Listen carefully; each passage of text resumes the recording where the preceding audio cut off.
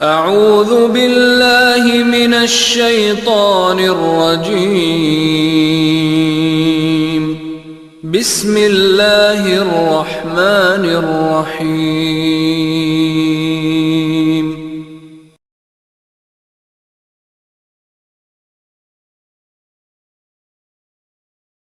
സഹോദരന്മാരെ, സഹോദരികളെ, സൂറത്തുൽ ഹജ്ജാണ് നമ്മൾ പഠിച്ചുകൊണ്ടിരിക്കുന്നത്.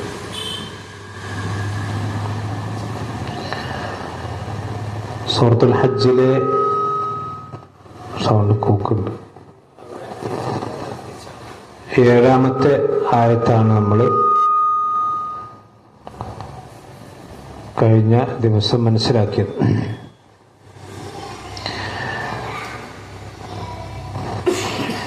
അല്ലാഹു സുബ്ഹാനഹു വ തആലയുടെ അതിവിശിഷ്ടമായ നാമങ്ങളിൽപ്പെട്ട ഒന്നാണ് അൽ ഹഖ്. എന്താണ് അതിൻ്റെ ഉദ്ദേശ്യം? അതേപോലെ തന്നെ അല്ലാഹു മരിച്ചവരെ ജീവിപ്പിക്കുന്നവനാണ്. ഖിയാമത്ത് നാളിൽ ആ കാര്യത്തിൽ സംശയമില്ല എന്നൊക്കെയാണ് കഴിഞ്ഞ ആയത്തിൽ പറഞ്ഞത്. ഇനി 8 മുതലുള്ള ആയത്തുകളാണ് ഇൻഷാ അല്ലാഹ് നമുക്കിന്ന് മനസ്സിലാക്കാനുള്ളത്. أعوذ بالله من الشيطان الرجيم.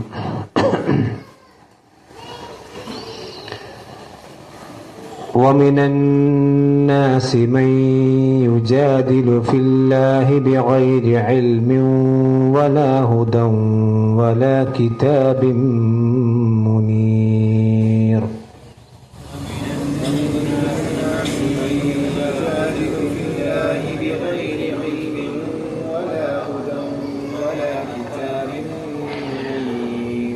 ومن الناس من يجادل في الله بغير علم ولا هدى ولا كتاب منير. ومن الناس من يجادل في الله بغير علم ولا هدى ولا كتاب منير.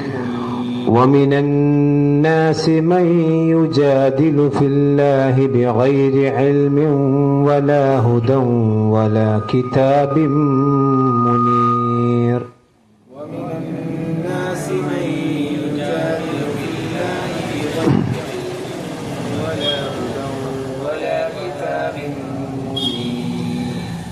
ثاني عطفه ليضل عن سبيل الله.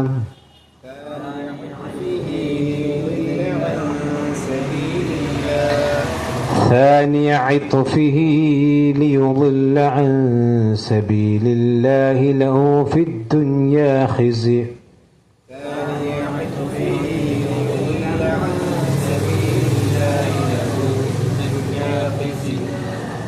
ثاني عطفه ليضل عن سبيل الله له في الدنيا خزي.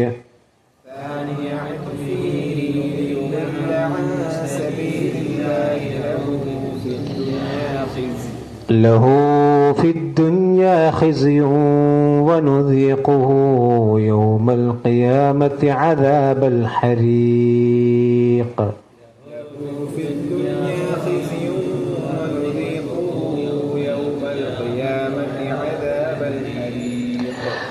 له في الدنيا خزي ونذيقه يوم القيامة عذاب الحريق.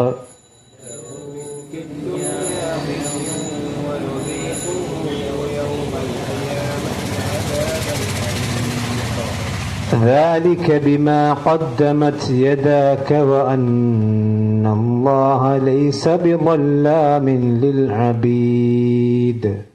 ذلك بما قدمت يداك وأن الله ليس بظلام للعبيد. ذلك بما قدمت يداك وأن الله ليس بظلام للعبيد.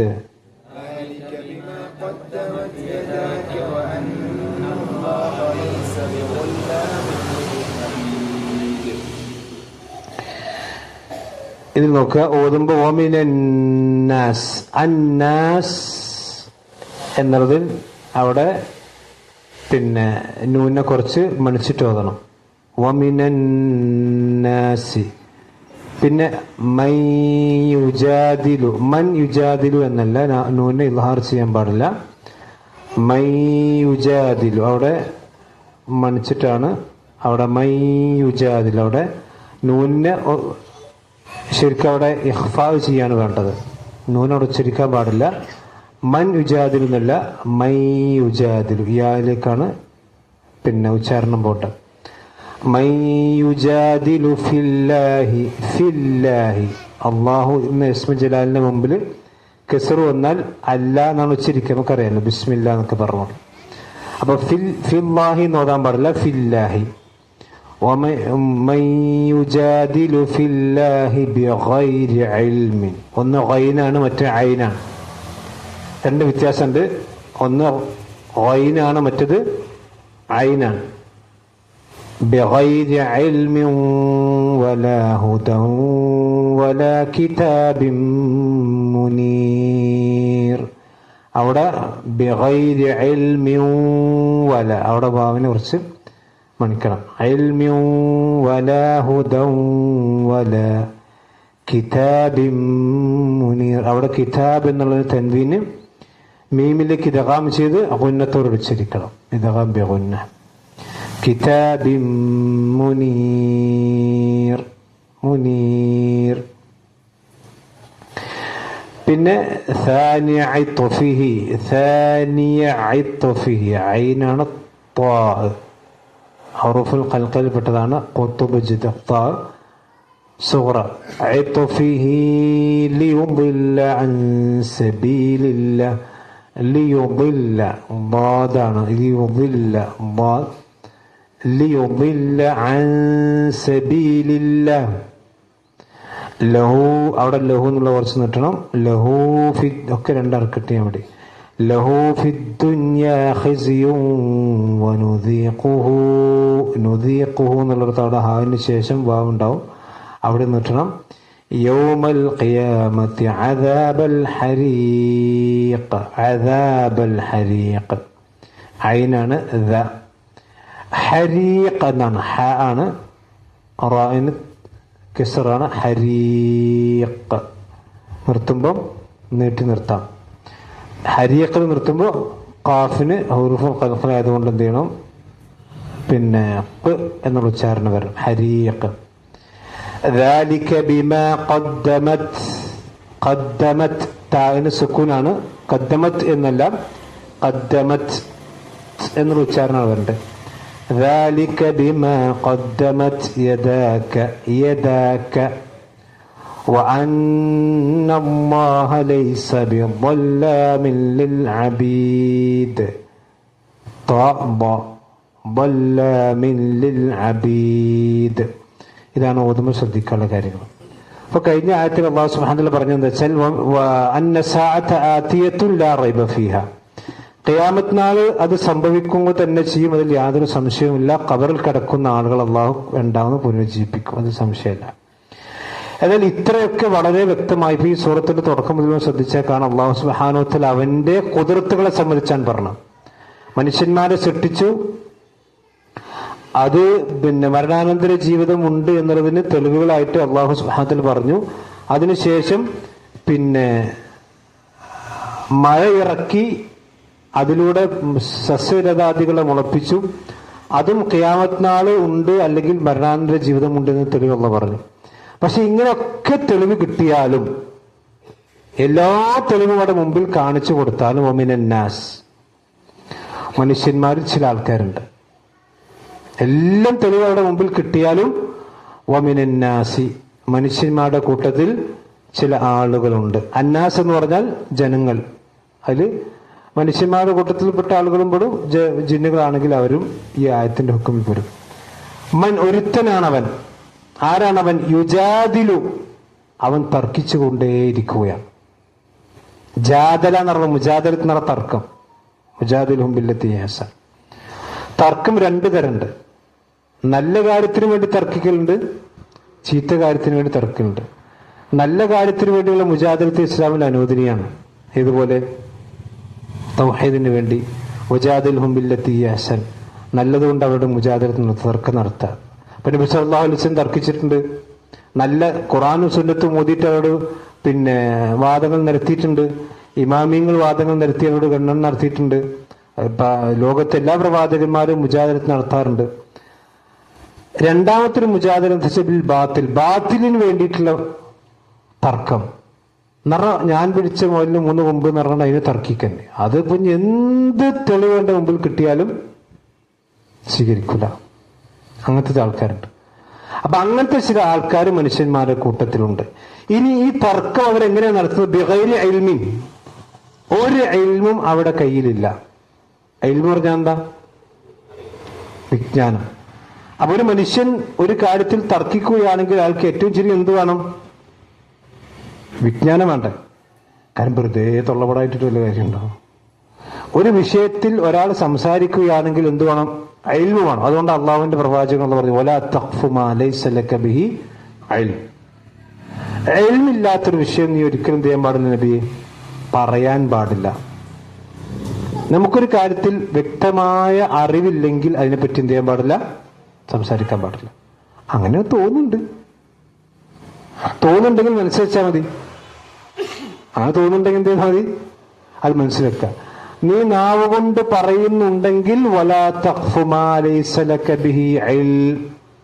ഇൽമില്ലാത്തൊരു കാര്യം നീ എന്ത് ചെയ്യാൻ പാടില്ല? പറയാൻ പാടില്ല. എന്താ ഇൽമ് പറഞ്ഞാൽ? ഇൽമ് പറഞ്ഞ അറിവ് നിറഎന്താ? അതിന് പണ്ഡിതന്മാർ പറഞ്ഞത് സംശയം ഉണ്ടാക്കിയാലും സംശയം ഉണ്ടാകാത്ത, സംശയം ഉണ്ടാക്കിയാലും സംശയം ഉണ്ടാകാത്ത. ഇത് ഫാനാണ്. ഇത് ഫാനല്ലല്ലോ, ഇത് ഫ്രിഡ്ജല്ലേ. ഫോനൊന്നുകൂടി നോക്കുക, ഇത് ഫ്രിഡ്ജാണോ? ഫോൻ ഇൽമില്ല. ഇത് ഫാൻ തന്നെയാണ്, യാതൊരു സംശയമില്ല. അതാണ് ഇൽമർ. ഇത് ഫ്രിഡ്ജാണോ വെക്കുമ്പോ ഫോൻ തന്നെ സംശയം. അതാണ് ആടിനെ പട്ടിയൊക്കെ അറിയുക. ഒരാൾ ആടിനെയും കൊണ്ട് ഇങ്ങനെ പോവുകയാണ്. ഒരാൾ ചോദിച്ചു ഇജങ്ങൾ പട്ടിനെയും കൊണ്ട് പോകണം. അപ്പൊ ആദ്യം മെയിൻ ചെയ്തില്ല. രണ്ടാമത് ചോദിച്ചു പറഞ്ഞു ഓനം തിരിഞ്ഞു നോക്കി ഇത് പട്ടിനെയാണോ. പിന്നെ നോക്കിയപ്പോ പിന്നെ 4-5 ആൾക്കാർ ചോദിച്ചപ്പോ ഓനുറപ്പായത് പട്ടിനെയാണ്. അത് ഇൽമല്ല. അപ്പൊ ഇൽമ എന്ന് പറഞ്ഞാൽ ഏതൊരാൾ സംശയം ഉണ്ടാക്കിയാലും സംശയം ഉണ്ടാകും. അപ്പൊ നമ്മളെ സംബന്ധിച്ചിടത്തോളം ലാ ഇലാഹ ഇല്ലല്ലാഹ് ഇൽമുണ്ടാണോ? ഫഅലം അന്നഹു ലാ ഇലാഹ ഇല്ലല്ലാഹ്. അതുകൊണ്ട് ലാ ഇലാഹ ഇല്ലല്ലാഹിനെ പറ്റി ആര് ചെക്ക് ഉണ്ടാക്കി നമുക്ക് ചെക്ക് ഉണ്ടാവോ? പടച്ചോൻ്റെ ആൾ പറയും പടച്ചോൻ 2 ഉണ്ട്. ഒരാൾ വന്നിട്ട് പറയാം പടച്ചോൻ 2 ഉണ്ട്. നമുക്കൊരു സംശയം ഉണ്ടാവോ? നമുക്കൊരു സംശയം ഉണ്ടോ? പടച്ചോൻ നമ്മൾ നമുക്ക് സംശയം ഉണ്ടോ? അതെന്താ സംശയമില്ലാത്ത? നമുക്കൊരു ഇൽമുണ്ട്. ഇൽമുണ്ടാകണം. അപ്പോഴവന്റെ ലായിലാളത് ശരിയുള്ളൂ. കാരണം ലായിലാളത്തിൽ 7 ഷർത്തുകൾ ഒന്നാമത്തെ ഇൽമാണ് എന്ന് പറഞ്ഞാൽ അവൻ ഇൽമുണ്ടാകണം. അപ്പൊ ഇൽമില്ലാതെയാണ് ഇവൻ തർക്കിക്കുന്നത്. അതുകൊണ്ട് അവന്റെ തർക്കം എന്താണ്? ബാത്തിലാണ്. അപ്പൊ ദീനിൽ ഒരു കാര്യം ഒരാൾ സംസാരിക്കുന്നുണ്ടെങ്കിൽ അയാൾക്ക് വ്യക്തമായ അതിന്റെ കാഴ്ചപ്പാടുകളും ഇൽമും ആവശ്യമാണ്. അതുകൊണ്ടാണ് ദീനിന്റെ കാര്യങ്ങൾ മറ്റൊരാളുമായി കൊണ്ട് മുജാദലത്ത് നടത്താൻ അല്ലെങ്കിൽ മറ്റൊരാളുമായി കൊണ്ട് തർക്കിക്കാൻ പോകുന്നുണ്ടെങ്കിൽ നമുക്കൊരു ധാരണ ഉണ്ടായിട്ട് കാര്യമില്ല. ഇപ്പോൾ നമ്മുടെ ഇസ്ലാമിക പ്രബോധനത്തിന് പോകുകയാണ്, അല്ലെങ്കിൽ വേറെ ഏതെങ്കിലും കാര്യങ്ങൾക്ക് പോകുകയാണ്, നമ്മൾ ആ പറയുന്ന വിഷയത്തിൽ ക്ലിയർ കട്ട് നമുക്ക് എന്തുണ്ടാണോ? ഇൽമുണ്ടാണ്. ഇപ്പൊ അനന്തരാവകാശമൊക്കെ ഇൽമില്ലാതെ ഓരിച്ച് എങ്ങനെ ഉണ്ടാവും? ഒരാള് മരിച്ച അയാൾക്ക് 4 പെൺമക്കളും 2 ആൺമക്കളും ഒരു സഹോദരനൊക്കെ ഉണ്ടെന്ന് പറഞ്ഞാണ്ട് വന്നിട്ട് ഇത് ഏകദേശം കമ്മട്ടാണ് ഒരിച്ചാൽ തല്ല് തീർത്താൻ തീരില്ല. മനസ്സിലായില്ലേ? ഏത് കാര്യത്തിനും ഇൽമ നമുക്ക് ആവശ്യമാണ്. അതുകൊണ്ട് ഇവർ തർക്കിക്കുന്ന ഇൽമില്ലാതെ വലാഹുദൻ, ഒരു സന്മാർഗവും അവർക്കില്ല എന്ന് പറഞ്ഞാൽ ബുദ്ധിപരമായ ഒരു തെളിവും അവരുടെ കയ്യിലില്ല. അവർക്ക് മതവിജ്ഞാനമില്ല. അതേപോലെ തന്നെ ഇനി ബുദ്ധിപരമായ തെളിവുണ്ടെങ്കിൽ അതുമില്ല. വലാ കിതാബി മുനീർ, വ്യക്തമായ തെളിവുള്ള പ്രകാശിക്കുന്ന കിതാബും അവിടെ കയ്യിലില്ല. എന്ന് പറഞ്ഞാൽ ഖുർആന്റെ സുന്നത്തിന്റെ തെളിവില്ല, ബുദ്ധിപരമായ തെളിവില്ല, ഇനി അവർക്ക് വിജ്ഞാനം കൊണ്ടും ഒരു തെളിവില്ല. ഇത് 3ഉമില്ലാതെയാണ് ആളുകൾ തർക്കിക്കുന്നത്. ഇത് നബി സല്ലല്ലാഹു അലൈഹി വസല്ലമിന്റെ അടുക്കൽ ഒന്ന് നളർ ബിൻ ഹാരിസ് എന്ന് പറയുന്ന ഒരു കാഫിറായ മനുഷ്യൻ, അയാൾ റസൂലുള്ളാഹി സ്വല്ലല്ലാഹു അലൈഹി വസല്ലമയോട് തർക്കിച്ചതിനെ പറ്റിയാണ് ഈ ആയത്തിറങ്ങിയെന്നാണ് ചില മുഫസ്സിറുകൾ പറഞ്ഞത്.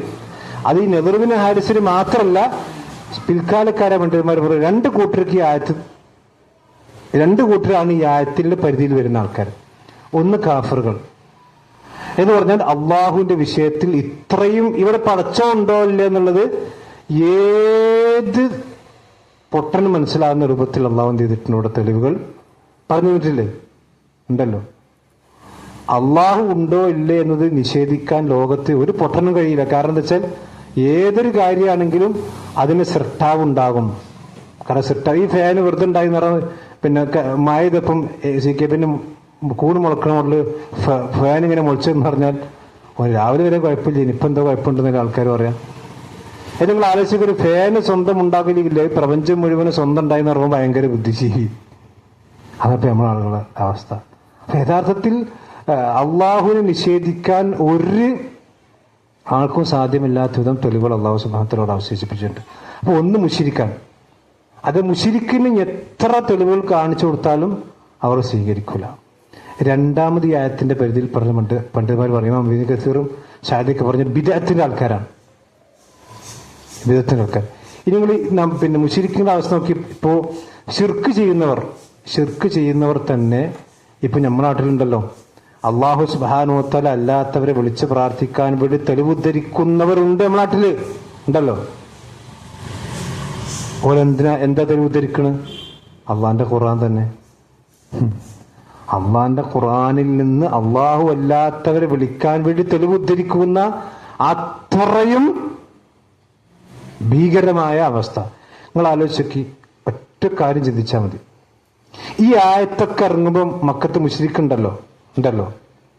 ഇന്ന് നമ്മുടെ ഖൗമിൽപ്പെട്ട ആളുകൾ അള്ളാഹു അല്ലാത്ത മഹാന്മാരെ വിളിച്ച് പ്രാർത്ഥിക്കാൻ വേണ്ടി ഓതിക്കൊണ്ടിരിക്കുന്ന ആയത്തുകൾ ഇറങ്ങുമ്പോൾ അവിടെ ആരുണ്ട്? മുസ്ലിമീങ്ങളുണ്ട്, മുശ്രിക്കുകളുണ്ട്. അപ്പൊ അവിടുത്തെ മുശ്രിക്കുകൾ പറയുന്നത് ഈ പോയിന്റ് ചിന്തിക്കണം കേട്ടോ. മുശ്രിക്കുകൾ പറയാം, അല്ല മുഹമ്മദ്, ഈ ഇപ്പം എന്താ ഞങ്ങൾ എതിർക്കണ്? ഇബ്രാഹിം നബിനെ വിളിക്കാൻ എന്റെ ഖുർആൻ തെളിവില്ലേ? ഇബ്രാഹിം നബിനെ വിളിക്കാൻ എന്ന ആയത്തില്ലേ? അത് ഇബ്രാഹിം നബിനെ വിളിക്കാനല്ലേ പറഞ്ഞ്? എന്നാര് പറഞ്ഞിട്ടില്ല? ശരിക്കും പറഞ്ഞിട്ടില്ല. കാരണം ഓൽക്കറിയാതെ എന്ത് അത് ഇബ്രാഹിം നബിനെ വിളിക്കാൻ പറ്റിയ തെളിവല്ല. പ്രഭുവിന്റെ മനസ്സിലായോ? അപ്പൊ നിങ്ങൾ ആലോചിച്ച് നോക്കണം, അവർ പോലും ചെയ്യാത്ത കൊടും ക്രൂരതയാണ് നമ്മൾ ആളുകൾ ചെയ്യുന്നത്. പ്രഭുവിന്റെ മനസ്സിലായില്ലേ? കാരണം ഈ ആയത്തിൽ അവർ വിളിച്ചത് അമ്പിയാക്കന്മാരാണ്. അള്ളാഹു അല്ലാത്ത ഇബ്രാഹിം നബിനെയും ലാത്ത ഉസ്സ മനാത്ത എന്ന് പറയുന്ന നല്ല സ്വാലിഹ്യങ്ങളായ ആളുകളാണ് അവരൊക്കെ വിളിച്ച് പ്രാർത്ഥിച്ചത്. അപ്പൊ ഈ ആയത്ത് ആര് കേൾക്കുന്നുണ്ട്? അബൂജഹലും മുത്തബത്ത് ഷൈബത്തൊക്കെ കേൾക്കുന്നുണ്ട്. അപ്പൊ നോൾക്ക് തോന്നിയോ മുഹമ്മദിന് ഇറങ്ങിയ ഖുർആനില് നമ്മൾ പ്രാർത്ഥിക്കുന്ന ആൾക്കാരെ വിളിച്ച് പ്രാർത്ഥിക്കാനുണ്ടല്ലോ, നമ്മൾ വിഗ്രഹം വെക്കണത് അവിടെ നിൽക്കട്ടെ, പ്രാർത്ഥിക്കാൻ തെളിവുണ്ടല്ലോ എന്നവർക്ക് തോന്നിയിട്ടില്ല. അപ്പൊ അവരെ പോലും ചെയ്യാത്ത ഗുരുതരമായ തെറ്റാണ് നമ്മുടെ ഖൗമ ചെയ്തുകൊണ്ടിരിക്കുന്നത്. ഖുൽഹുല്ലാഹ് ഓതിയിട്ട് ശിർക്ക് സ്ഥാപിക്കണം ഞാൻ നേരിട്ട് കേട്ടിട്ടുണ്ട്. ഖുൽഹുല്ലാഹ് ഓതിയിട്ട് ശിർക്ക് സ്ഥാപിക്കണം. നഊദുബില്ലാഹി മിൻ ദാലിക്. ഇതാണ് ഒരു കൂട്ടരിതാണ് വമിനൻ നാസി മൻ യുജാദിലു ഫില്ലാഹി ബിഗൈരി ഇൽമിൻ വലാ ഹുദൻ വലാ കിതാബിൻ മുനീർ. രണ്ടാമത് പണ്ഡിതന്മാർ പറഞ്ഞവരാരാണ്?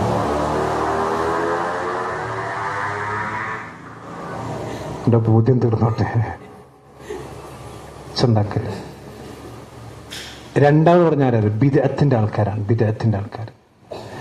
ലോകത്ത് അഹ്ലു ബിദ്അത്തിന്റെ ആളുകൾ ഇതേ പണിയെടുത്തുകൊണ്ടിരിക്കണം എന്ന് പറഞ്ഞാൽ ഓലിങ്ങനെ തർക്കിച്ചു കൊടുക്കും.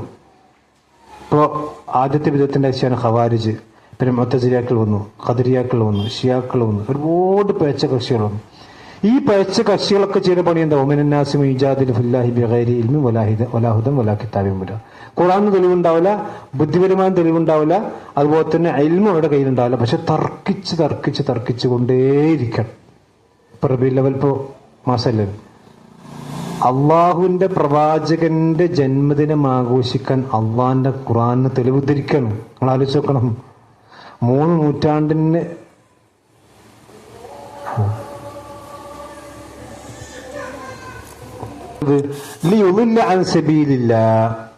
അള്ളാഹുവിന്റെ മാർഗത്തിൽ നിന്ന് തെറ്റിക്കാൻ വേണ്ടിയാണ്. എന്നാൽ അള്ളാഹിന്റെ സബീലുള്ള അവിടെ ഉണ്ട്. ആ സബീലുള്ളയിൽ നിന്ന് ആളുകളെ തെറ്റാനും സ്വയം വഴി തെറ്റാനും വേണ്ടി പ്രമാണങ്ങൾ കേൾക്കുമ്പോൾ അതിൽ നിന്ന് പിന്മാറിക്കളെ, അങ്ങോട്ടും ഇങ്ങോട്ടും തലതിരിച്ച് അങ്ങോട്ടും ഇങ്ങോട്ടും ഉരിച്ചാടുന്ന അവസ്ഥ ഉണ്ടാകാം. ഇത് യഥാർത്ഥത്തിൽ ഈ പറയുന്ന സത്യനിഷേധികളായ ആളുകൾക്കും അഹ്ലു ബിദ്അത്തിന്റെ ആളുകളുടെയും സ്വഭാവമാണ്. നമ്മൾ ആയത്ത് എഴുതി കൊടുത്താൽ ആ ആയത്തിന് നമ്മുടെ മുൻഗാമികളായ ആളുകളും മനസ്സിലാക്കിയതുപോലെ മനസ്സിലാക്കണം എന്നൊക്കെ പറഞ്ഞു കൊടുത്താലും അത് സ്വീകരിക്കൂല. അവർ പറഞ്ഞുകൊണ്ടിരിക്കുന്ന കാര്യങ്ങൾക്ക് അനുകൂലമായിക്കൊണ്ട് എന്തെങ്കിലും ഉണ്ടെങ്കിൽ സ്വീകരിക്കില്ലെങ്കിൽ സ്വീകരിക്കാതിരിക്കുന്ന അവസ്ഥ. മനസ്സിലായില്ലേ? ഇതാണ് അള്ളാഹുവിന്റെ മാർഗത്തിൽ നിന്ന് അവർ വഴിതെറ്റാൻ വേണ്ടിയും ആളുകളെ വഴിതെറ്റിക്കാൻ വേണ്ടിയുമാണ് ഇവരിത് ചെയ്തുകൊണ്ടിരിക്കുന്നത്. ആയത്തെ ദിവസം കേട്ടാൽ അത് സ്വീകരിക്കാതെ പിന്തിരിയ, റസൂലുള്ളാഹിന്റെ മുമ്പിൽ വന്നിട്ട് സ്വീകരിക്കാതെ പിന്തിരിയ. ദുനിയാവിൽ അത്തരം ആളുകൾക്ക് നിന്ദതയുണ്ട്. ഖിസി എന്ന് പറഞ്ഞാൽ വഷളത്തരം എന്നാണ് ശരിക്കും അർത്ഥം. എന്ന് പറഞ്ഞാൽ അല്ലാഹു സുബ്ഹാനഹു വ തആല അവരെ ദുനിയാവിൽ വഷളാക്കും. ആരെ? അള്ളാഹുവിന്റെ ആയത്തുകളും റസൂലുള്ളാഹിന്റെ നിർദ്ദേശങ്ങളും കേട്ടിട്ടും അത് അഹങ്കാരത്തോടുകൂടി അതിൽ നിന്ന് മാറി നിൽക്കാൻ വേണ്ടി ഒരു ഇൽമോ ഒരു ഹുദയോ ഒരു കിതാബോ ഇല്ലാതെ തർക്കിച്ച് അവസാനം ദുനിയാവിൽ അവരെങ്ങനെ മരിക്കുക? നിന്ദന്മാരായിക്കൊണ്ട് മരിക്കുക.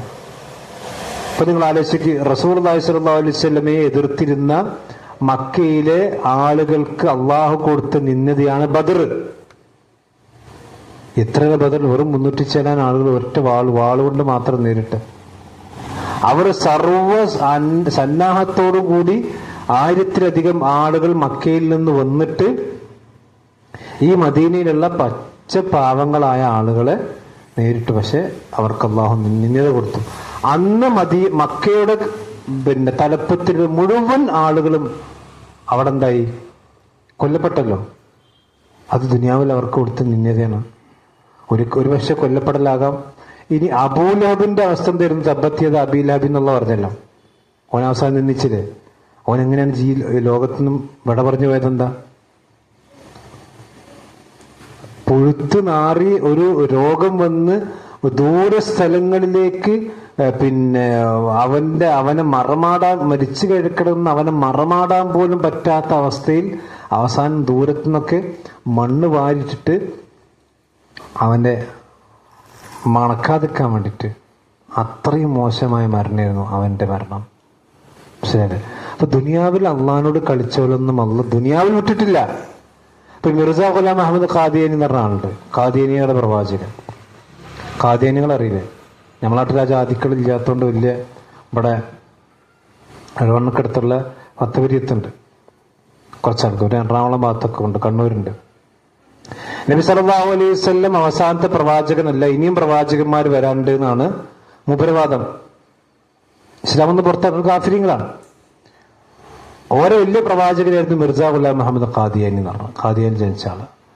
അപ്പൊ അയാൾ കള്ളപ്രവാചകനാണ് എന്ന് ഇമാം സനാഉല്ലാ മുർദസിരി റഹ്മത്തുള്ളാഹി അലൈഹി, സനാഉല്ലാ മുർദസിരി പറഞ്ഞു ഇജ്ജ് കള്ള നബിയാണ്. അവര് പറഞ്ഞു ഞാൻ കള്ള നബിയല്ല, ഒറിജിനൽ നബിയാണ്. എന്നാ മുബാഹലക്ക് റെഡിക്കോ. അങ്ങനെ മുബാഹൽ നടത്തി. ഖാദിയാനി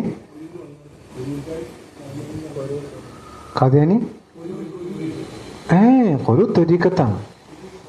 ഖാദിയാനി ഇസ്ലാമെന്ന് ഔട്ടാണ്, കാഫിറാണ്, മുർത്തദ്ദാണ്. ഓന് നമ്മളെ ഖബർസ്ഥാൻ പോലും മറവിടാൻ പറ്റില്ല. അതൊരീക്കത്ത് തെരീക്കത്ത് വെച്ച തെരീക്കത്ത് വേറെ എല്ലാ തൊരീക്കത്തും കണക്ക് തന്നെ. അത് ത്വരീക്കത്താണ്, അത് സൂഫികളുള്ള ത്വരീക്കത്താണ്. അത് ഖാദിയാനികൾ എന്ന് പറഞ്ഞാൽ ഇസ്ലാമെന്ന് ഔട്ടാണ്. അവിടെ നിന്ന് മുഹമ്മദ് റസൂലുള്ള അവസാനത്തെ പ്രവാചകനെ വിശ്വസിക്കാത്ത അങ്ങനെ മുസ്ലിം ആകാം. ഓന്റെ അശ്വതന്നെ മിർസ റസൂലുള്ള അവന്റെ ഷഹാദത്തെ. അശ്വതനും റസൂലുള്ള നമ്മളെ ഷഹാദത്താണെങ്കിൽ ഓൾക്കൊരു ഷഹാദത്തും കൂടി ഉണ്ട്. എന്താ? അശ്വതന്നെ മിർസ റസൂലുള്ള, മിർസ അള്ളാന്റെ റസൂലാന്ന് സമ്മതിക്കണം. അത് വേറെ ഒരു പറഞ്ഞിട്ട് ഞാൻ പറഞ്ഞ വെച്ചാൽ ഈ മിർസയുമായിട്ട് ആര് മുബാഹ നടത്തി? സനാഉല്ലാ മുർദസിരി റഹ്മത്തുള്ളാഹി അലൈഹി. ഇന്ത്യയിൽ അഹ്ലുഹദീസ് പ്രസ്ഥാനം ഉണ്ടാക്കിയ മഹാപണ്ഡിതനാണ് സനാഉല്ലാ മുർദസിരി. അദ്ദേഹം മുബാഹ നടത്തി. മിർസ പറഞ്ഞു ഞാൻ കള്ളൻ നബിയാണെങ്കിൽ ഞാൻ ആദ്യം മോശമായ മരണം മരിച്ചു പോകട്ടെ. സനാഉല്ലാ മുർദസിരി പറഞ്ഞു ഞാൻ കള്ളവാദിയാണെങ്കിൽ, അഥവാ നിങ്ങൾ സത്യപ്രവാചകർ, ഞാൻ നിങ്ങൾ അംഗീകരിക്കാത്ത കള്ളവാദിയുമാണെങ്കിൽ ഞാൻ ആദ്യം മരിച്ചോട്ടെ. ഇത് കഴിഞ്ഞ് 3 മാസം കഴിഞ്ഞില്ല, ഏതാനും മാസങ്ങൾ കഴിഞ്ഞപ്പോൾ ഈ മിർസ പുഴുത്ത് നാറി ട്രെയിനിൽ വെച്ച് ബാത്റൂമിൽ വെച്ച് വീട് മരിക്കുക. ലഹും ഫിദ്ദുന്യ ഖിസ്യ. അല്ലാഹു പറഞ്ഞില്ലേ, ലഹും ഫിദ്ദുന്യ ഖിസ്യ. അവർക്ക് ദുനിയാവിൽ നിന്യതുണ്ട്. ശരിക്കും നമുക്ക് ഇങ്ങനെ കാണാം. അബൂജഹൽ അവിടെ നിന്നുള്ള ചരിത്രം എടുത്ത് നോക്കിക്കഴിഞ്ഞാൽ അള്ളാഹുവിനോട് കളിച്ചവരൊന്നും ദുനിയാവിൽ എന്ത് ചെയ്തിട്ടില്ല, അള്ളാഹു വിട്ടിട്ടില്ല. ചിലപ്പം ഇങ്ങനെ നീട്ടിക്കൊടുക്കും, ഐസൊക്കെ ഇങ്ങനെ നീട്ടിക്കൊടുക്കും, അവസാനം ഒറ്റപ്പെടുത്താൻ പഠിക്കുക. പതി അബ്ദുൽ ഖാദർ മുസ്ലിയാറിന്റെ കരയറിയില്ല. പതി അദ്ദേഹം ഈ നെടിയിരിപ്പിൽ സംവാദം നടത്തിയിരുന്നു കുറച്ചു മുമ്പ്. അന്ന് ഉപരി പറഞ്ഞത് മുജാഹിദ് പറയാണ് അള്ള ഒന്നുള്ളൂ പറഞ്ഞാൽ 2 ഉണ്ടെന്ന് വാദിക്കും എന്ന് പറഞ്ഞാൽ ശരി. അള്ളാഹു എന്ന് പറയാൻ പാടില്ല, അല്ലാഹു എന്ന് പറയണം എന്ന് വാദം ഇവർക്ക് ഉണ്ടായിരുന്നു. അല്ലാഹു എന്ന് പറയണം, അള്ളാഹു എന്നല്ല. നമ്മൾ മലയാളത്തിൽ അല്ലാഹു എന്നില്ല, ഇതാ മലയാളത്തിൽ വാന്നില്ലല്ലോ. മാത്രമല്ല അറബിയിൽ തന്നെയും ലാമിട്ടിട്ടാണല്ലോ ഇതാ. അറബിയിൽ എന്താ ഇതാ, ലാമിട്ടിട്ടാണ് അള്ളാഹ് ഇതാ. അപ്പൊ അല്ലാഹു എന്ന് വായിക്കണം, അള്ളാഹു എന്ന് വായിക്കാൻ പാടില്ല എന്നുള്ള വാദം ഉപരി പറഞ്ഞപ്പോഴാണ് സമസ്തപുരി പുറത്താക്കി. അയാളുടെ മരണം ചരിത്രത്തിൽ കാണാം, വളരെ മോശമായ മരണമായിരുന്നു. അള്ളാഹുവിന് അത്രയും, ഞാൻ പറയല്ലോ അള്ളാഹ് ഒന്നേ ഉള്ളൂ എന്ന് നമ്മൾ പറഞ്ഞു, ഞാൻ അള്ളാഹ് 2 സ്ഥാപിക്കും എന്ന് പറയാൻ ധൈര്യം കാണിച്ച ആളുകൾ അള്ളാഹ് വെറുതെ വിടൂലല്ലോ. അപ്പൊ നമ്മളെപ്പോഴും മനസ്സിലാക്കുന്നത് വെച്ചാൽ അള്ളാഹുവിന്റെ ദീനോട് കളിച്ചാൽ ലഹും ഫിദ്ദുന്യ ഖിസ്യ, ദുനിയാവിലാണ് എന്തുണ്ടാവും, നിന്ദ ഉണ്ടാവും. ആ നിന്ദ പലതരത്തിലുണ്ടാവും. എന്ന് പറഞ്ഞാൽ എന്താ പറയാ, ആളുകളുടെ മുമ്പിൽ അവൻ വഷളാക്കപ്പെടുന്ന അവസ്ഥ ഉണ്ടാവും, ആളുകൾ അവന് കയ്യൊഴിയുന്ന അവസ്ഥ ഉണ്ടാവും, സ്വന്തം അനുയായികൾ തന്നെയും അവനെ വെറുക്കുന്ന അവസ്ഥ ഉണ്ടാവും. അള്ളാഹു നമ്മെല്ലാം കാത്തുരക്ഷിക്കുമാറാവട്ടെ. ഇതാണ് ഒന്ന്. മാത്രമല്ല വിശുദ്ധ ഖുർആനിൽ 3 സ്ഥലങ്ങളിലാണ് ഈ പരാമർശം വന്നിട്ടുള്ളത്. ലഹും ഫിദ്ദുന്യ ഖിസ്യ എന്ന് സൂറത്ത് ബഖറയിലുണ്ട്, ഒന്ന് സൂറത്തുൽ മാഇദയിൽ 5-ാമത്തെ ആയത്ത്, ഒന്ന് സൂറത്തുൽ ഹജ്ജിൽ 9-ാമത്തെ ആയത്ത്. സൂറത്ത് ബഖറയിലെ 114-ാമത്തെ ആയത്തിലാണ് ഒരു സ്ഥലത്ത് അല്ലാഹു ലഹും ഫിദ്ദുന്യ ഖിസ്യ. അത് ആരെ പറ്റി അറിയാം? ഒന്ന് വമൻ അളലമു മിമ്മൻ മനഅ മസാജിദല്ലാഹി യദ്കറ ഫീഹാ ഇസ്മുഹു വസഅ ഫീ ഖറാബിഹാ ഉലൈക മാ കാന ലഹും അൻ യദ്ഖുലുഹാ ഇല്ലാ ഖായിഫീൻ. അള്ളാഹുവിന്റെ പള്ളികളിൽ നിന്ന് ആളുകളെ, അള്ളാഹുവിനെ സ്മരിക്കുന്നതിൽ നിന്ന് ആളുകളെ തടയുന്ന ആളുകള്, വസഅ ഫീ ഖറാബിഹാ അള്ളാഹുവിന്റെ പള്ളികളെ പൊളിക്കാൻ വേണ്ടി പരിശ്രമിക്കുന്നവർ, ലഹും ഫിദ്ദുന്യ ഖിസ്യ. ബാബരി മസ്ജിദിന്റെ ചരിത്രങ്ങൾ എടുത്തു നോക്കി. ആ ബാബരി മസ്ജിദ് പൊളിക്കാൻ കൂട്ടുനിന്ന, അതിനു വേണ്ടി പരിശ്രമിച്ച ആളുകളൊന്നും ഇപ്പൊ അത്ര നല്ല അവസ്ഥയിലല്ല.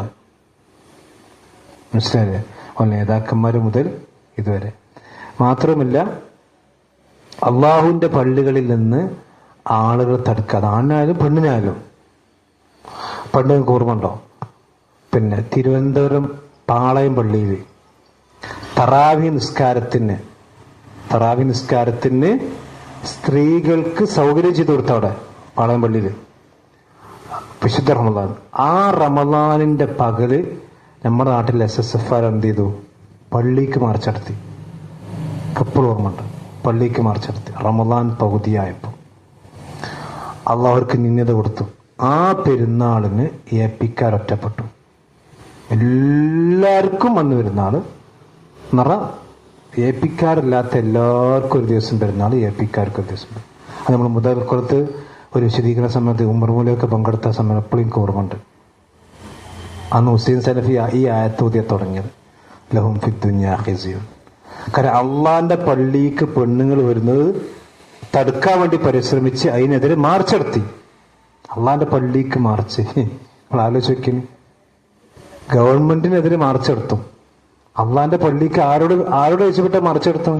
പള്ളിക്ക് മാർച്ച്. അള്ളാഹുവിന്റെ ദീനോണ്ട് കളിച്ചാൽ അള്ള വെറുതെ കൊടുക്കുക. അതാണ് ലഹും ഫിദ്ദുന്യ ഖിസ്യ. രണ്ടാമത്തെ ടീം എന്താ വെച്ചാൽ റസൂൽ സൂറത്തു മാഇദയിലെ ആയത്താണ്. അതായത് അള്ളാഹുവിന്റെ ദീനിന്റെ തെളിവുകൾ കണ്ടിട്ടും പിന്നീട് കുഫറിലേക്ക് വേഗത്തിൽ പോകുന്ന ആളുകൾ, അവർക്ക് ദുനിയാവിൽ ഖസിയുണ്ട്.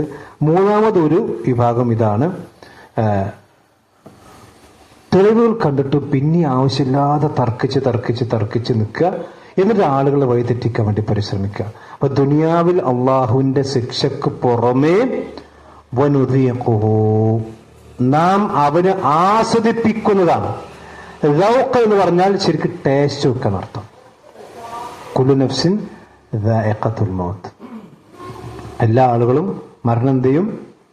ദാഖ് ചെയ്ത് വെക്കുന്ന പറഞ്ഞാൽ ടേസ്റ്റ് വെക്കുക. വനുദീഖുഹു, നാം അവനെ അനുഭവിപ്പിക്കുന്നതാണ്, നാം അവന് ടേസ്റ്റ് നോക്കാൻ കൊടുക്കുന്നതാണ്. യൗമുൽ ഖിയാമ, ഖിയാമത്ത് നാളിൽ അദാബുൽ ഹരീഖ്, കത്തുന്ന തീയാണ് അവന്റെ അദാബ്. ഇത് നിങ്ങൾ ശരിക്കും മനസ്സിലാക്കുന്നത് വെച്ചാൽ, ഒരു വിശ്വാസിയെ സംബന്ധിച്ചിടത്തോളം, ഒരു സത്യവിശ്വാസിയാണെങ്കിൽ അവന് ഒരു തിന്മ ചെയ്ത് ആ തിന്മക്കൊരു ശിക്ഷ ദുനിയാവിൽ കിട്ടി നോട്ടിക്കൂടി, പിന്നെ അവന് പരലോകത്ത് ശിക്ഷ ഉണ്ടാവില്ല. പിന്നെ എന്തുണ്ടാവില്ല? പരലോകത്ത് ശിക്ഷ ഉണ്ടാവില്ല. അപ്പൊ മറ്റൊരു ഉദാഹരണം പറയാം. ഒരാൾ ഒരു കളവ് നടത്തി, ഇസ്ലാമിക രാജ്യത്തുള്ള കോടതിയിലാണെങ്കിൽ അയാൾ കൈ എന്ത് ചെയ്യും? മുറിക്കും. ആ കൈ മുറിക്കുന്നതോടുകൂടി അയാളുടെ ആ കളവിന്റെ കുറ്റം എന്ത് ചെയ്തു? പൊറുക്കപ്പെട്ടു. ഇനി പരലോകത്ത് എന്തില്ല? ഒന്നിന്റെ പേരില് ശിക്ഷ അല്ല. ഇവിടെ നോക്കി നിങ്ങള്, ഇവിടെ ഈ സത്യനിഷേധികളായ ആൾക്ക് ദുനിയാവിൽ ശിക്ഷ ഉണ്ട്. ലഹും ഫിദ്ദുനിയ ഖസിയുൻ വനുദീഖു യൗമൽ ഖിയാമത്തി അദാബൽ ഹരീഖ്. അപ്പൊ ഒരു സത്യനിഷേധിയെ സംബന്ധിച്ചിടത്തോളം ദുനിയാവിലും അവന് ശിക്ഷയാണ്, പരലോകത്തും ശിക്ഷയാണ്. എന്നാൽ അള്ളാഹുവിന്റെ ദീനിനോട് നേർക്കുനേരെ ഏറ്റുമുട്ടുന്ന ആളുകൾ, അവർക്ക് ദുനിയാവിലും അള്ളാഹ് വെറുതെ വിടൂല, പരലോകത്തിനും അള്ളാഹു സുബ്ഹാനഹു വ തആല വെറുതെ. ഇപ്പൊ നിങ്ങൾ ആലോചിച്ച് ഫിർഔന്റെ ചരിത്രം, ഹാമാന്റെ ചരിത്രം, ഖാറൂന്റെ ചരിത്രം. ഫിർഔന് ഓന്റെ ഈ പടയാളികളൊപ്പം മുങ്ങിച്ചാവിലുണ്ടായത്. ഖാറൂൻ എന്ത് ചെയ്തു? ഓന്റെ സ്വന്തം വീടിനെ ഘട്ടമായിട്ട് ഇങ്ങനെ താത്തുണ്ടായത്. കാരണം മൂസാ നബി അലൈഹി സ്വലാത്തു വസ്സലാമെ സംബന്ധിച്ച് ഒരു വ്യഭിചാരിയായ പെണ്ണിനെ തട്ടം കെട്ടിയിട്ട് ആ നാട്ടിലെ വ്യഭിചാരിണിയായ പെണ്ണിനെ ഖാറൂൻ വിളിപ്പിച്ചു. ഖാറൂൻ പറഞ്ഞു, മൂസാ നബി അലൈഹി സ്വലാത്തു വസ്സലാം പിന്നെ എന്റെ അടുത്തേക്ക് വന്നിരിക്കുന്നു, എനിക്ക് മൂസാ നബി അലൈഹി സ്വലാത്തു വസ്സലാമിൽ കുഞ്ഞ് ജനിച്ചിരിക്കുന്നു എന്ന് നിങ്ങൾ പറയണം. സാധാരണ അങ്ങനെ ആദർശം കൊണ്ട് തോൽപ്പിക്കാൻ കഴിയാ പിന്നെ കുരുട്ടുബുദ്ധി ഉണ്ടല്ലോ. പെണ്ണ് കേസിൽ ഏർപ്പെടുത്തിയ പിന്നെ ആൾക്കാരെന്ത് ചെയ്യും? ഇവർ ഒഴിവാക്കുമല്ലോ. ഈ കുതന്ത്രം അന്ന് തുടങ്ങിയതാണത്, ഖാറൂന്റെ അന്ന് തുടങ്ങിയതാണ്. പക്ഷെ ആ പെണ്ണിന് പേടി. കാരണം മൂസാ നബി എന്ന് പറഞ്ഞ സമൂഹത്തിൽ അറിയപ്പെട്ടൊരു വ്യക്തിയാണ്, ഒരു പ്രവാചകനാണ്. ആ പെണ്ണ് ഞാൻ ചെയ്യൂല അറിഞ്ഞു. ഈ വിവരം ആരും അറിഞ്ഞു? മൂസാ നബി അലൈഹി സ്വലാത്തു വസ്സലാം പറഞ്ഞു. മൂസാ നബി അലൈഹി സ്വലാത്തു ഇത് ചോദ്യം ചെയ്യാൻ വേണ്ടി മൂസാ നബി ഖാറൂന്റെ കൊട്ടാരത്തിലേക്ക് പോകാൻ. ഹാറൂൻ അത് നിഷേധിച്ചു. പക്ഷെ ആ പെണ്ണ് പറഞ്ഞു, എന്നോട് പറഞ്ഞിട്ടുണ്ട് പറഞ്ഞു. അവിടെ വെച്ച് മൂസാനെ പ്രാർത്ഥിക്കണം ഖാറൂനെതിരെ, പടച്ചോനെ ഇവനെ നീ ദുനിയാവിൽ ഖസിയ കൊടുക്കണം. അപ്പോഴാണ് ഖാറൂന്റെ നെരിയാണിന്റെ അത്ര താഴേക്കാണ് പോയി ഭൂമിയിൽ നിന്ന്. അവന് കൊട്ടാരത്തിരിക്കണം, അവന്റെ നെരിയാണി ഭൂമിയിലേക്കാണ് താഴ്ന്നു. കാല് വലിച്ചു കിട്ടണില്ല. മൂസാ നബിനെ അലൈഹി സ്വലാത്തു വസ്സലാം പറഞ്ഞ് രക്ഷിക്കണം പറഞ്ഞു. എല്ലാവരും കുറച്ച് കഴിഞ്ഞ് മുട്ട് വരെ താഴ്ന്നു, കിട്ടുന്നില്ല.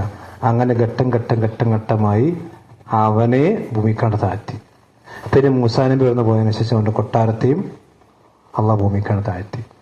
അള്ളാഹ് പ്രവാചകന്മാരോട് കളിച്ചാനുള്ള റസൂലുള്ളാഹി സ്വല്ലല്ലാഹു അലൈഹി വസല്ലം പിന്നെ മദീനയിൽ ഇരിക്കുമ്പോൾ ഒരു ക്രിസ്ത്യാനി വന്നു, ഇസ്ലാമായിട്ട് വന്നു. ഇമാം ബുഖാരി ഉദ്ധരിച്ച ഹദീസാണ്. അയാൾ അഹ്ലു കിതാബിൽപ്പെട്ട ആളാണ്, നല്ല എഴുത്തക്കാരൻ ആളാണ്. കാരണം അന്ന് എഴുത്തറിഞ്ഞ ആളുകൾ വളരെ കുറവുള്ളൂ. അപ്പൊ നബി സല്ലല്ലാഹു അലൈഹി വസല്ലം അയാൾ എന്ത് ചെയ്തു? ഖുർആൻ എഴുതാൻ വേണ്ടി, പുതിയ മുസ്ലിമല്ല, അപ്പൊ എഴുത്തറിയാം, അപ്പൊ വഹി എഴുതി വെക്കാൻ വേണ്ടി അലി റളിയല്ലാഹു അൻഹു അവർ ഒരുപാട് സഹാബന്മാരുണ്ട്, കുത്താബുൽ വഹീൽ അദ്ദേഹത്തെ ഉൾപ്പെടുത്തി. കുറച്ച് കഴിഞ്ഞതിന് ശേഷം ഇയാൾ എന്ത് ചെയ്തു? ഇസ്ലാം ഉപേക്ഷിച്ച് ക്രിസ്ത്യൻ മതത്തിലേക്ക് തിരിച്ചുപോയി. അത് നബിക്ക് ഭയങ്കര പ്രയാസം ഉണ്ടാക്കി. എന്നിട്ട് ഇയാൾ തിരിച്ചു പോയെന്ന് മാത്രമല്ല, അവിടെ ചെന്നിട്ട് ഇയാൾ പറഞ്ഞെന്താ അറിയോ? മുഹമ്മദിന് വഹിയൊന്നും വരുന്നില്ല, ഞാനിങ്ങനെ എന്തെങ്കിലും എഴുതി കൊടുത്താൽ അത് മൂപ്പരിങ്ങനെ പറയും എന്ന് പറഞ്ഞു. അപ്പോ ഹദീസിൽ കാണാം, ഞാൻ മുമ്പ് സംഭവം പറഞ്ഞിട്ടുണ്ട്. പിന്നെ അയാൾ മരിച്ചപ്പോൾ അവരയാൾ മറമാടി വഖദ് ലഫദത്തുൽ അർളു എന്ന ഹദീസിലുള്ള അയാളുടെ മയ്യത്ത് ഭൂമി എടുത്ത് പുറത്തേക്കിട്ട്, ഈ മനുഷ്യന്റെ ബോഡി ഭൂമി എടുത്ത് പുറത്തേക്കിട്ട്. എന്നാൽ ഇവര് കുഴി കുഴിച്ചിട്ട് ഇയാളെ മറമാടിയപ്പം പിറ്റേ നോക്കിയപ്പോൾ മയ്യത്ത് പുറത്ത് ഇയാളെ. അവര് പറഞ്ഞു ഇത് മുഹമ്മദ് കൂട്ടർ ചെയ്തതായിരിക്കും. ദേഷ്യം കൊണ്ട് കുറച്ചും കൂടി ഡീപ്പായിട്ട് കുഴിച്ചു. ഇമാം ബുഖാരിന്റെ ഹദീസാണ്. പിറ്റേന്ന് എടുത്തു നോക്കുമ്പോഴും ഭൂമി പുറത്ത്. വീണ്ടും ആയത്തിൽ കുഴിച്ചു. ഒരാൾക്ക് പെട്ടെന്നൊന്നും എടുക്കാൻ കഴിയാത്ത അത്ര ആയത്തിൽ. പക്ഷെ വഖദ് ലഫദത്തുൽ അർളു. കാരണം നബി സല്ലല്ലാഹു അലൈഹി വസല്ലമയെ അയാൾ എന്ത് ചെയ്തു? വേദനിപ്പിച്ചു. അതാണ് അള്ളാഹുവിന്റെയും അവന്റെ പ്രവാചകനെയും വേദനിപ്പിക്കുന്ന ആളുകൾ. ഇന്നല്ലദീന യുദൂന അല്ലാഹ വറസൂലഹു ലഅനഹുമുല്ലാഹ്. അള്ളാഹു അവർക്ക് ലഅനത്ത് കൊടുക്കും. അപ്പൊ നമ്മൾ ശരിക്കും മനസ്സിലാക്കണമെന്ന് വെച്ചാൽ അള്ളാഹുവിന്റെ ദീനോട് നമ്മൾ എന്ത് ചെയ്യാൻ പാടില്ല? കളിക്കാൻ പാടില്ല. മനസ്സിലായത്? ഇഷ്ടണ്ടെങ്കിൽ ആദ്യം ഇഷ്ടണ്ട ചെയ്യുക. പക്ഷെ അള്ളാഹുവിന്റെ ദീനിനെ കളിയാക്കുക, അള്ളാഹുവിന്റെ ദീനിനെ നിസ്സാരമാക്കുക, അള്ളാഹുവിന്റെ ദീനിനെ കൊച്ചാക്കുക, എന്താ പതൊക്കെ അങ്ങനെ കണ്ടത്. ഇപ്പോഴത്തെ ആൾക്കാർക്ക് അവസ്ഥ അതാണ്. എന്തെങ്കിലും പറഞ്ഞാൽ അതിന് കളിയാക്കുക. അപ്പൊ നബി സല്ലല്ലാഹു അലൈഹി വസല്ലം പറഞ്ഞ പിന്നെ ഒരു ഹദീസിൽ കാണാം, പ്രവാചകൻ പറഞ്ഞു നമ്മൾ പിന്നെ യാത്ര പോകുമ്പോൾ ഇന്ന് രാത്രി നമ്മൾ സ്ഥലത്ത് താമസിക്കും. അപ്പൊ എല്ലാവരും മൃഗങ്ങളെ കെട്ടിയിടണം, എല്ലാവരും ഭൂമിയിൽ അമർന്ന് കിടക്കണം. ഭൂമിയിൽ എന്ത് ചെയ്യണം? അമർന്ന് കിടക്കണം. 6 തല പൊന്തിച്ച് വെക്കാൻ പാടില്ല, 6 തല ഉയർത്താൻ പാടില്ല. കാരണം ഇത് നബി പറഞ്ഞു, ശ്വാസം പറഞ്ഞു. അപ്പൊ എല്ലാ സഹാബത്തും എന്ത് ചെയ്തു? നല്ല മൃഗങ്ങളൊക്കെ നല്ലോണം നല്ലോണം കെട്ടി എല്ലാവരും ഭൂമിയിൽ അമർന്ന് കിടന്നു. അപ്പോൾ ഒരാൾ ഇങ്ങനെ തലത്തിച്ചു. ശക്തമായ കാറ്റ് വന്ന് ആ മനുഷ്യനെ എടുത്താണ് കൊണ്ടുപോയി. ഹദീസിൽ ഇമാം ബുഖാരി ഉദ്ധരിച്ച ഹദീസാ. എടുത്താണ് കൊണ്ടുപോയിട്ട് പൊയ്യ പർവ്വതം എന്ന് പറഞ്ഞ ഒരു ആൾതാമസമില്ലാത്ത ഘോര വനങ്ങളുള്ള പർവ്വതത്തിലേക്ക് എന്ത് ചെയ്തു? ആ മനുഷ്യനെ കൊണ്ടുപോയിട്ടു. കാരണം എന്താ? നബി തല പൊന്തിക്കരുത്. അപ്പൊ എന്താ പൊന്തിച്ചാല്? അങ്ങനെ ഉണ്ടോ? നമ്മളാൾക്ക് അങ്ങനെ ഉണ്ടാ? എന്താ പൊന്തിച്ചാല്? തല പൊന്തിച്ചരിച്ചപ്പോ എന്താ? നബി സല്ലല്ലാഹു അലൈഹി വസല്ലം തല പൊക്കരുത്. അതാണ് നമ്മൾ കേട്ട മുമ്പല്ലേ ഒരാൾ ഇടത്തെ കൈ കൊണ്ട് കുടിക്കണം. വിശ്വാസം എന്താ പറഞ്ഞു? വലത്തെ കൈ കൊണ്ട് കുടിക്കണം എന്ന് പറഞ്ഞു. എനിക്ക് കഴിയൂല പറഞ്ഞു. എന്നാ കഴിയണ്ട. അയാളെ കൈ പിന്നെ നിന്നിട്ടില്ല, പൊന്തിയിട്ടില്ല. അപ്പൊ ചെറിയ സംഗതിയാണെങ്കിലും വലിയ സംഗതിയാണെങ്കിലും അള്ളാഹുവിന്റെ പ്രവാചകനോടും അള്ളാഹിനോടും നമ്മൾ മത്സരിക്കുകയാണെങ്കിൽ എന്ത് ചെയ്യൂല? നമ്മൾ ജയിക്കാൻ പോകില്ല. ലഹും ഫിദ്ദുനിയ ഖിസ്യുൻ വനുദീഖുഹു യൗമൽ ഖിയാമത്തി അദാബൽ ഹരീഖ്. നരകത്തിന്റെ ശിക്ഷ ആ മനുഷ്യൻ അനുഭവിക്കേണ്ടി വരും. അതിൽ യാതൊരു വിട്ടുവീഴ്ചയും അള്ളാഹു സുബ്ഹാനഹു വ തആല കൊടുക്കൂല. അപ്പൊ നമ്മൾ നല്ലോണം മനസ്സിലാക്കുക. അള്ളാഹു നമ്മളെ കാത്തുരക്ഷിക്കുമാറാവട്ടെ. കാരണം ദീനിന്റെ വിഷയങ്ങൾ വളരെ ഗൗരവത്തിൽ തന്നെ നമ്മൾ എടുക്കണ്ടേ. ദീൻ ഒരിക്കലും നമ്മൾ എന്ത് ചെയ്യാൻ പാടില്ല? നിസ്സാരമാക്കാൻ പാടില്ല. അത് ചെറിയ സംഗതിയാണെങ്കിലും വലിയ സംഗതിയാണെങ്കിലും ഒക്കെ പിന്നെ അള്ളാഹുവിന്റെ ദീന് അങ്ങനെയാണ്. കാരണം നമ്മൾ വിചാരിക്കാത്ത പല കാര്യങ്ങളും, നമുക്ക് പല കാര്യത്തിന് ഹിക്മത്തൊന്നും അറിയില്ല. ഇപ്പോ പിന്നെ ജമാഅത്തെ നിസ്കരിക്കുമ്പോൾ ഒക്കെ ശ്രദ്ധിക്കേണ്ട കാര്യമാണ്. ജമാഅത്തെ നിസ്കരിക്കുമ്പോൾ ഇമാമ് സുജൂദിൽ നിന്നും റുക്കൂഇൽ നിന്നും തല ഉയർത്തുന്നതിന് മുമ്പ് എന്ത് ചെയ്യാൻ പാടില്ല? തല ഉയർത്താൻ പാടില്ല. ഇത് നബി സല്ലല്ലാഹു അലൈഹി വസല്ലം വളരെ ശക്തമായി വിരോധിച്ചതാണ്. ഇതൊരു പ്രവാചകൻ പറയാൻ, നിങ്ങൾ ഭയപ്പെടണം, നിങ്ങളുടെ മുഖത്തെ അള്ളാഹു രൂപം മാറ്റുന്നതിനെ തൊട്ട് നിങ്ങൾ ഭയപ്പെടണം. അതായത് നിങ്ങളുടെ മുഖം വേറെ മൃഗത്തിന്റെ മറ്റൊരു ഇമാം പിന്നെ തിർമിദിയുടെ ശർഹ് എഴുതിയിട്ടുള്ള അബ്ദുറഹ്മാൻ ബാറഖൂരി റഹ്മത്തുള്ളാഹി അലൈഹി അദ്ദേഹത്തിന്റെ ശർഹിൽ ഈ ഹദീസ് വിശദീകരിക്കുന്ന സംഭവം പറയുന്നുണ്ട്. അതായത് ഒരു നാട്ടിലൊരാള് വലിയ വിവരമുള്ള ആളാണ്.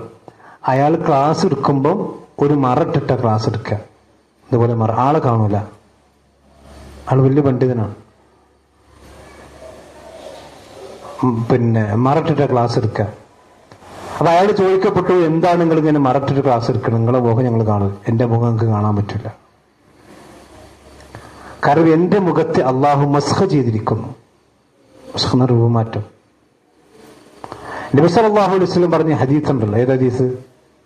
നിങ്ങൾ ഇമാമ് സുജൂദിൽ നിന്നും റുക്കൂഇൽ നിന്നും തല ഉയർത്തിന് മുമ്പ് എന്ത് ചെയ്യാൻ പാടില്ല? തല ഉയർത്താൻ പാടില്ല. നിങ്ങളുടെ മുഖത്തെ മറ്റൊരു രൂപമാക്കി മാറ്റുന്നത് നിങ്ങൾ എന്ത് ചെയ്യണം? ഭയപ്പെടണം. എന്റെ മുഖം അങ്ങനെയാക്കി മാറ്റപ്പെട്ടിട്ടുണ്ട്. നമ്മൾ എന്താണ് തലോന്തിച്ചാൽ? പിന്നെ നിസ്കാരത്തിന്റെ സമയങ്ങളിൽ ആകാശത്തേക്ക് നോക്കരുത്. ചിലർക്ക് സിനിമാലും ഇറങ്ങിട്ട് മേപ്പെട്ട് വെക്കണമാണ്. വലിയ ഈമാൻ തഖ്വണ്ടാകാൻ വേണ്ടി. അപ്പൊ നമ്മൾ എന്താ ആകാശത്തൊക്കെ അടിച്ചെന്താ അത് ചെയ്യരുത് എന്ന് പറയാ, ചെയ്യരുത്. അതിന് ഹിക്മത്ത് നമുക്കറിയില്ല. അതെന്താ ചെയ്താൽ തന്നെ ദുനിയാവിൽ ഖുസി കിട്ടും, പരലോകത്ത് വനുദീഖു യൗമൽ ഖിയാമത്തി അദാബുൽ ഹരീഖ്.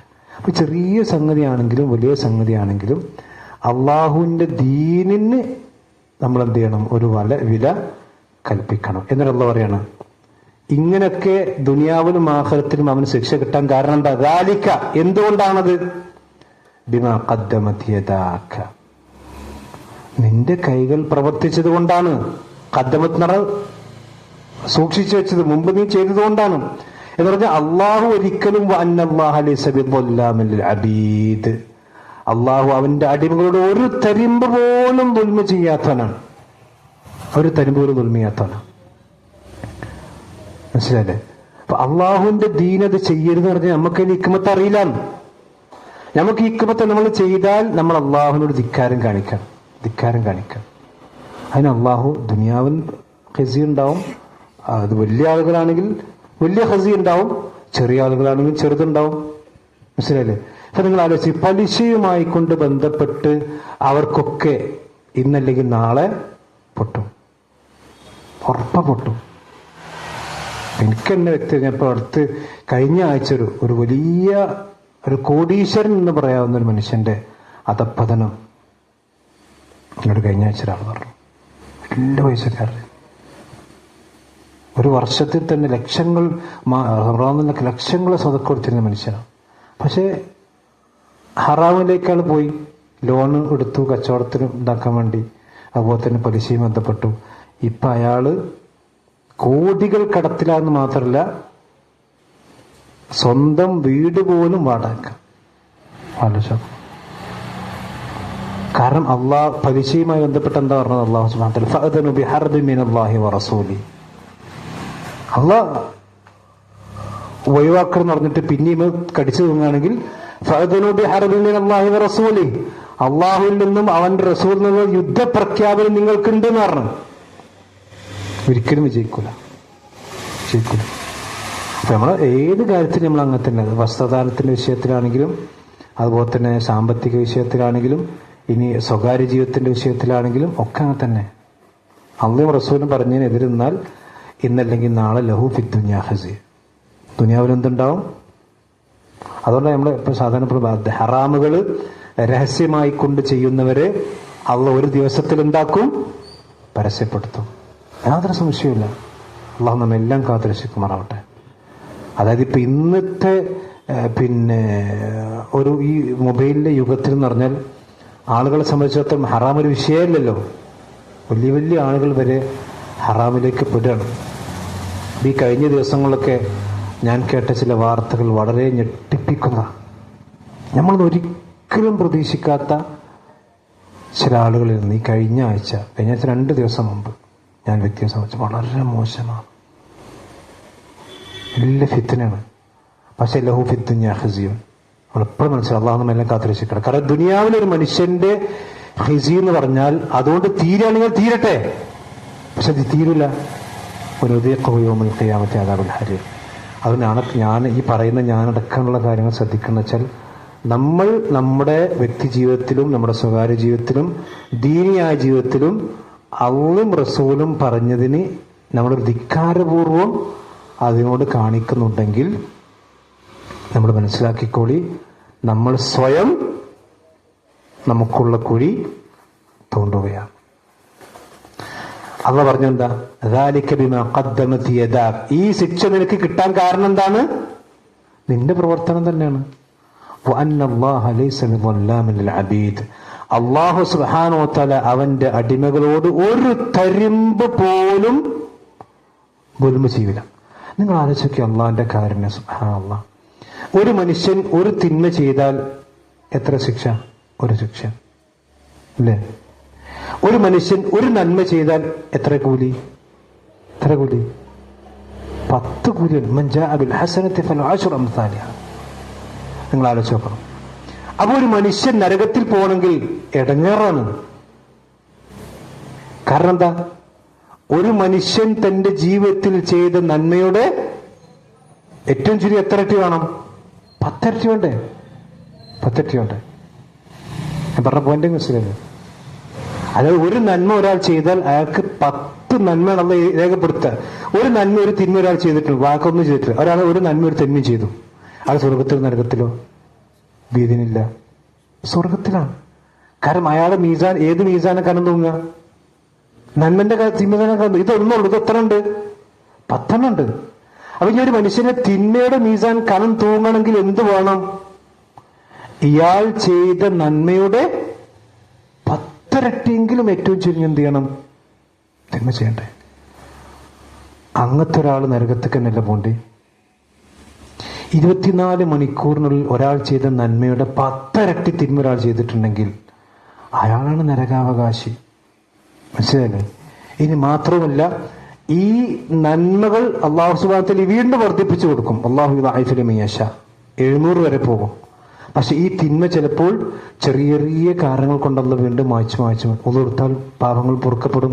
പള്ളിയിലേക്ക് നടന്നാൽ പാപങ്ങൾ പൊറുക്കപ്പെടും. ഒരു അസ്താഗ്ഫിറുല്ലാഹ് പറഞ്ഞ പാപങ്ങൾ പൊറുക്കപ്പെടും. പള്ളിയിൽ നേരത്തെ എത്തി ജമാഅത്ത് പ്രതീക്ഷിച്ചിരുന്നാൽ പാപങ്ങൾ പൊറുക്കപ്പെടും. അങ്ങനൊക്കെ പുറത്ത് നിങ്ങൾ ആലോചിക്കുക. ശരിക്കും ഒരു മനുഷ്യൻ നരകത്തിലേക്ക് അള്ളാഹു നമ്മെ കാത്തിരക്ഷിക്കുക. നരകത്തിലേക്ക് പോകുക എന്ന് പറഞ്ഞാൽ അവനാണ് ഏറ്റവും വലിയ ഭാഗ്യവാൻ. കാരണം സ്വർഗത്തിലേക്ക് പോകാൻ എത്രയോ വഴികൾ അള്ളാഹുവിന്റെ മുമ്പിൽ വെച്ചിട്ടും പിന്നെ അതിനൊക്കെ ഓവർടേക്ക് ചെയ്ത് നരകത്തേക്ക് നോക്കുകയാണ്. ആലോചിക്ക്. അത് വന്നല്ലാഹു ലൈസ ബിളല്ലാമിൻ ലിൽ അബീദ്. അതൊരിക്കലും അവന്റെ അടിമകളോട് ഒരു ദുൽമ പോലും ചെയ്യൂല. കാരണം അള്ളാഹ്ക്ക് എപ്പോഴും ആഗ്രഹം ഒരു മനുഷ്യനെങ്കിലും സ്വർഗത്തേക്ക് എത്തണം തന്നെയാണ്. പക്ഷെ ഇവന്റെ പ്രവർത്തനം കൊണ്ട്, അതായിരിക്കും ഖദ്ദമത്തിയതാ, ഇവന്റെ പ്രവർത്തനം കൊണ്ട് മാത്രം. അപ്പൊ നമ്മള് എന്താ പറയാ, ഒരു മോശമായ അവസ്ഥയിലേക്ക് അല്ലെങ്കിൽ നരകത്തിലേക്ക് ഒരു മനുഷ്യൻ പോകുന്നുണ്ടെങ്കിൽ അതിന്റെ പൂർണ്ണമായ ഉത്തരവാദിത്വം അവന് മാത്രം. പക്ഷെ ആൾക്കാർ ചോദിക്കും, നമ്മൾ 4-ാം വയസ്സിൽ എഴുതിച്ചില്ലേ നരകം സ്വർഗം, പിന്നെ ഇപ്പൊ എന്താ നമ്മൾ നരക സ്വർഗം? അങ്ങനെ കുറെ യുക്തിയില്ലാത്ത ആൾക്കാർ ചോദിക്കും. അള്ളാഹു സുബ്ഹാനഹു നമ്മൾ വിചാരം നടത്തുന്ന 4-ാം മാസത്തിലെ കിതാബത്തോണ്ടല്ല, ആണോ? നമ്മൾക്ക് സ്വർഗമാണോ നരകമാണോ അള്ളാഹു എഴുതി വെച്ചിട്ടുണ്ട്, ശരിയാണ്. പക്ഷെ നമ്മുടെ അള്ളാഹ് ഹിസാബ് നടത്തുന്നത് ആ കിതാബ് വെച്ചുകൊണ്ടാണോ? 4-ാം മാസത്തില് ഏട് വെച്ചുകൊണ്ടാണ് അള്ളാഹ് നമ്മൾ ഹിസാബ് എടുത്തുന്നത്? അല്ലല്ല, നമ്മുടെ അമലുകൾ വെച്ചിട്ട് അള്ളാഹ് നമ്മൾ ഹിസാബ് എടുത്തുന്നത്. ഉദ്ഖുലുൽ ജന്നത ബിമാ കുൻതും തഅമലൂൻ. നിങ്ങളുടെ അമല് കൊണ്ട് നിങ്ങൾ സ്വർഗത്തേക്ക് പോയിക്കോളൂ. ഞാൻ എഴുതിച്ചുകൊണ്ട് സ്വർഗത്തേക്ക് വന്നത് പറഞ്ഞില്ല. ഞങ്ങൾ സ്വർഗത്തേക്ക് എത്തിച്ച് നിങ്ങൾ സ്വർഗത്ത് പോയിക്കോന്നില്ല. നിങ്ങൾ പ്രവർത്തിച്ചതുകൊണ്ട് നിങ്ങൾ എന്ത് ചെയ്യണം? സ്വർഗത്ത് പോകണം. നിങ്ങൾ പ്രവർത്തിച്ചുകൊണ്ട് നിങ്ങൾ നരകത്ത് പോകണം. അതാണ് ഈ ആയത്തിൽ അല്ലാഹു സുബ്ഹാനഹു വ തആല പറയുന്ന കാര്യങ്ങൾ. അതാണ് വഅന്നല്ലാഹ ലൈസ ബിളല്ലാമിൻ. അപ്പൊ നമ്മൾ ശരിക്കും മനസ്സിലാക്കിയ ആയത്തിൽ നമ്മൾ പ്രധാനമായും മനസ്സിലാക്കേണ്ട സംഗതി വെച്ചാൽ അള്ളാഹുവിന്റെ ദീന്, അവന്റെ പ്രവാചകൻ, അവന്റെ ഖുർആന്, ഇതിനോടൊന്നും ഒരു മുജാദലത്ത്, ഒരു തർക്കിക്കുന്ന സ്വഭാവം നമുക്ക് എന്ത് ചെയ്യാൻ പാടില്ല, ഉണ്ടാകാൻ പാടില്ല. അത് റസൂൽ പറഞ്ഞ സമഅന വഅതഅന, കേൾക്കുക, അനുസരിക്കുക. ഒരിക്കലും അതിനൊരു തർക്ക മനോഭാവം, അതൊരു കാഫറിന്റെ സ്വഭാവമാണ്. നമുക്കൊരിക്കലും അത് യോജിച്ചതല്ല എന്നാണ് ഈ ആയത്തുമായി ബന്ധപ്പെട്ട് നമുക്ക് മനസ്സിലാക്കാൻ. ഇൻഷാ അല്ലാഹ് ബാക്കി കാര്യങ്ങൾ പിന്നീട് വരുന്ന ദിവസങ്ങളിൽ ആഴ്ചകൾ നമുക്ക് വിശദീകരിക്കാം.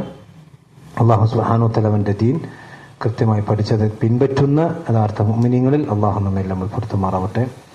ജീവിതത്തിന്റെ അവസാന ആശ്വാസം വരെ അള്ളാഹുവിന്റെ ദീൻ ഉറച്ചു നിൽക്കാനും ലാ ഇലാഹ ഇല്ലല്ലാഹ് ഉച്ചരിച്ചുകൊണ്ട് മരണപ്പെടാനും അള്ളാഹു നമുക്ക് നമ്മുടെ കുടുംബത്തിനും തൗഫീഖ് നൽകുമാറാവട്ടെ. നമ്മിൽ നിന്ന് മരണപ്പെട്ടുപോയ നല്ലവരായ നമ്മുടെ മാതാപിതാക്കൾ, നമ്മുടെ കൂട്ടുകുടുംബങ്ങൾ, അള്ളാഹു അവർക്കെല്ലാം സ്വർഗം നൽകാതിരിക്കുമാറാവട്ടെ. അവരെ നമ്മെ നാളെ ജന്നാത്തുൽ ഫിർദൗസിൽ അള്ളാഹു ഒരുമിച്ച് കൂട്ടുമാറാവട്ടെ.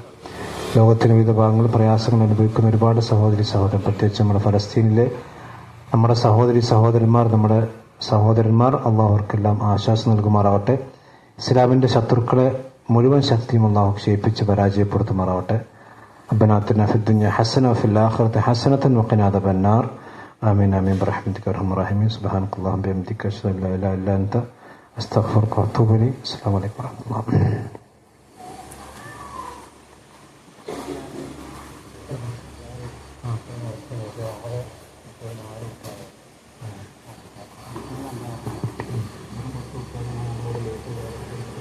നമ്മൾ പിന്നെ എല്ലാ ശനിയാഴ്ചയും മഗ്‌രിബിന് ശേഷം ഇവിടെ സിയാറ് നടക്കുന്നുണ്ട്.